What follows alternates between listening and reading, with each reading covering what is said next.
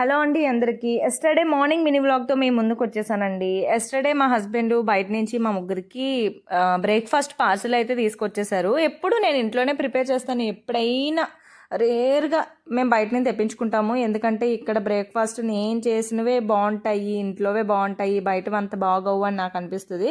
And cost కూడా ఎందుకులే అంత పెట్టడం అని అనిపిస్తుంది నిజం చెప్పాలంటే.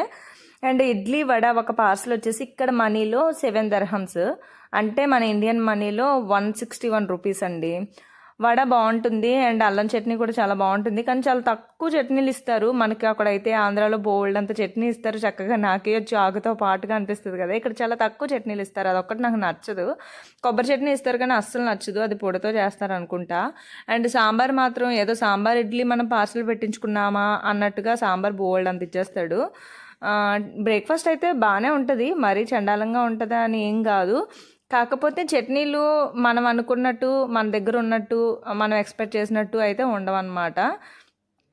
ఏదో అంటే ఇంట్లో వంటలు వచ్చిన వాళ్ళకి ఈ బయట ఫుడ్ అయితే నచ్చదండి డెఫినెట్లీ. సో ఏదో సరదాగా అలా తెప్పించుకోవడమే.